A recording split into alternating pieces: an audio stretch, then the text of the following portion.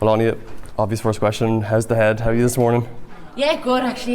Yeah, feeling good. Obviously, off the back of last night, we enjoyed the moment and celebrated in good style. But I just don't think it's sunk in yet. I think as a team we believed we could do it, but we can't believe that we're actually going for a World Cup, and that feels a bit mad to say.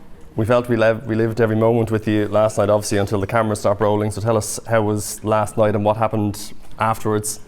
Yeah, I think obviously for everyone watching it was probably nervy after we obviously scored the first goal, but sometimes it's easier to be on the pitch than it is to be off the pitch because you're in control. Obviously, look, we have to relish the moment, be in the moment, enjoy the celebrations. Like I say, it's not every day you get to a World Cup, and for me it's obviously a dream come true. You said a dream come true. I presume this, and the full-time whistle goes. What goes through your head? Because presumably that's the moment you've dreamed about your whole life. Amazing. I think at half time Vera told us to score in the Portugal match, so we knew that if we won we were going to go straight to the World Cup and we wouldn't have to go play the Intercontinental tournament in February. So I felt a bit numb when the full-time whistle went. I didn't really know what to do. I couldn't believe it. So I think only speaking about it now it's starting to sink in, and it's quite emotional. Who's the first person you run to, or who's the first message you get? Or my phone was blown up, I think, when I went into the change room. I actually haven't even gotten through all the message around, but that just shows the great support we're getting and how the whole country and the nation was behind us. So yeah, look, it's been amazing. I think we have to enjoy this moment in the next few days and then prepare obviously to participate in the World Cup. A cliche to know, but it really was a roller coaster of a match. The penalty save and then a massive chance you had as well. Yeah. What was just before half time? Do you think when that happened, is that our big chance? I think up until the penalty decision, I think we probably were in control of the game, and what a big save for Courtney. I think she was brilliant and commanding from start to finish in the game. I think when we saved the penalty, actually, that's when I thought, no, this is meant to be, we're going to win this game. Obviously I got a chance, probably should have scored. But look, it left to Amber Barrett to come on, and that one moment in the second half when we managed to see the game out. So yeah, it was just incredible. Amber spoke so well after the match, but what a finish and what a story personally for her after what's happened the last week in Donegal. Yeah, I think it was a lovely moment. Obviously she did really well, great ball from Denise, good touch out, and just her celebration, it was really special, and obviously so happy for Amber, and condolences to all the people in Donegal. From your own point of view, obviously, at the age you're at in your career, did you always feel this was your last chance to get to a major tournament? Me all week.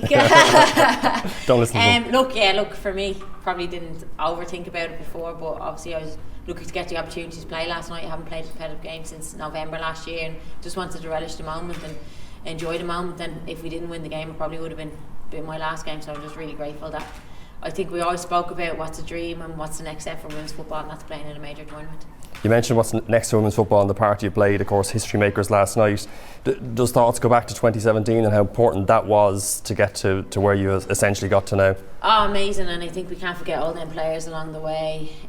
Your Emma Burns, he was in there leading the way in Trailblazers at the time, so I think that was a big turning point, and since then we've gotten the full backing of the FAI and the nation and the country, and it's grown from strength to strength. What would you have said 5 years ago when you're in Liberty Hall if I said in 5 years' time you'd be qualified for a World Cup and planning a trip to Australia and New Zealand? I probably wouldn't have believed you, if that's the honest truth. I think obviously you always look at the European Championship campaign and think that's a better opportunity to go play in a major tournament, and obviously we learned a lot from the disappointments obviously in that Ukraine game personally, and just to be here now and say we're playing in a World Cup, I just don't think you can top that.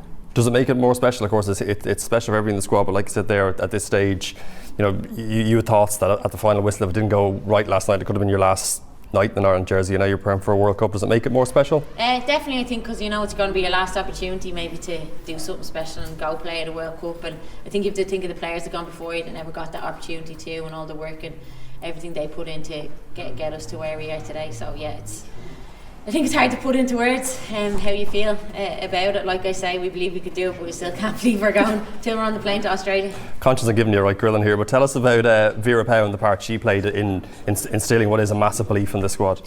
Yeah, look, I think the belief, obviously, when Vera came in, I think that first game in Ukraine, I was actually working as a pundit in RTE, and that game, it just set the stalls out, I think, and that was a special moment. I think we've grown from strength to strength from there, and even the setback we had against the Ukraine game, and I think you can't underestimate how much we learned from that, grown, and from the Finland home game, the Slovakia away game, and now to these have all been really, really pressure games. I think we've absorbed that pressure and enjoyed absorbing that pressure and being able to get results. I think we only conceded 4 goals in the campaign.